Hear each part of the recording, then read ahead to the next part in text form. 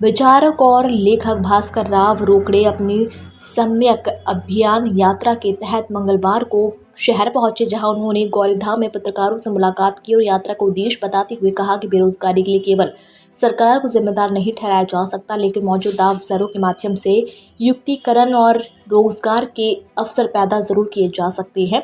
उन्होंने सरकार की नीतियों पर सवाल खड़े करते हुए कहा कि यदि सरकार शासकीय और निजी सेक्टर में वेतन असमानता दूर करती है तो बेरोजगारी कुछ हद तक कम हो सकती है, लेकिन शासकीय वेतन के मुकाबले प्राइवेट सेक्टर में बेहद कम वेतन मिलता है। इसके अलावा शासकीय नौकरी 2024 में एक साथ 5,30,000 युवाओं को मिल सकती है, बशर्ते सेवानिवृत्ति की उम्र 58 साल हो, क्योंकि सरकार बार बार सेवानिवृत्ति उम्र बढ़ा रही है, जिससे शासकीय पद खाली नहीं हो रहे हैं और जो खाली हो रहे हैं वे आउटसोर्स से भरे जा रहे हैं, जो कोई स्थायी पद नहीं है। उन्होंने युवाओं से अपील करते हुए कहा कि युवाओं को इस नीति के खिलाफ एकजुट होकर दमदारी से सरकार के सामने अपना पक्ष रखना होगा, इसीलिए ये यात्रा भी निकाली जा रही है। उन्होंने ये भी कहा कि युवा लोकतांत्रिक तरीके से विरोध दर्ज कराए, न कि धरना रैली प्रदर्शन के जरिए।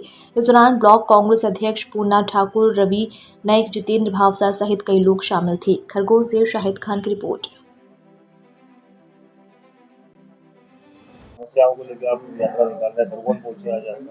दरअसल मैंने शिक्षित बेरोजगार युवाओं को अवसाद की स्थिति में देखा और मैंने जब उनका सामना किया तो मुझे लगा कि इनको तरह तरह की समझाइश देने की कोई गुंजाइश नहीं बची है। हम क्या इनको समझाइश दे सकते हैं? वो कवि नीरज ने कहा है, भूखे पेट को सिखाने वालों, भूख इंसान को गद्दार बना देती है। तो वो तो परेशान है, मजबूर है, उनको हम क्या सिखाएंगे, क्या समझाएंगे? समझाने से काम नहीं चलेगा, व्यवस्था देने से काम चलेगा। इसलिए मैंने उस व्यवस्था के लिए जिसके तहत वो इतने आज बुरे हाल में फंसे हैं, उसका मैंने अध्ययन किया, बारीकी से अध्ययन किया। 5 मुद्दे मेरे सामने में आए कि जिसके कारण ये बेरोजगारी बहुत ज्यादा विकट स्थिति में पहुंच चुकी है और उन मुद्दों पर मैंने देखा कि इस पे समाधान किया जा सकता है, अवसर कैसे बढ़ाए जा सकते हैं।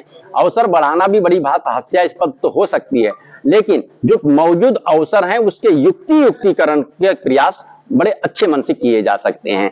तो मैंने उपलब्ध अवसरों के युक्तिकरण के लिए अभियान चलाया है। कहाँ से यात्रा शुरू, कहाँ समापन होगा?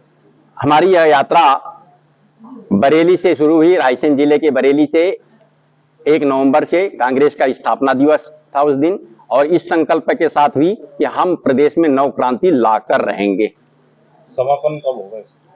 समापन इसको हम कहना नहीं चाहते अभी, क्योंकि समापन तो हम 1 जनवरी 2024 को करेंगे, लेकिन अभी हमारी यात्रा का पहला राउंड जो है 15 दिसंबर 2024 को भोपाल के बैरसिया में होगा पूरा। आपने कहा था कि उद्योगपतियों की बहुत बड़ी समस्या BR अम्बेडकर है,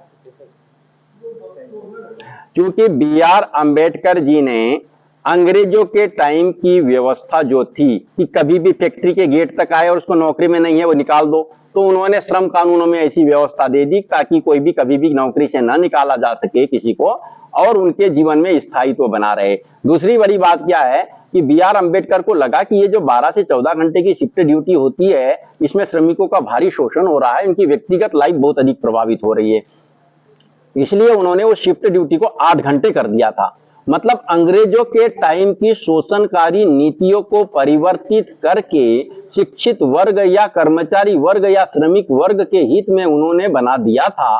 तो अभी वर्तमान सरकार को लगा कि अंग्रेज बड़े अच्छे थे, बड़ी अच्छी नीति चलाते थे, उद्योगपति सही कह रहे हैं, उद्योगपति जिन अंग्रेजों की तारीफ कर रहे हैं वो सचमुच तारीफ करने लायक थे, और यदि हम उन्हीं का अनुसरण कर लेंगे तो हमारी तारीफ भी अंग्रेजों के समान होने लगेगी।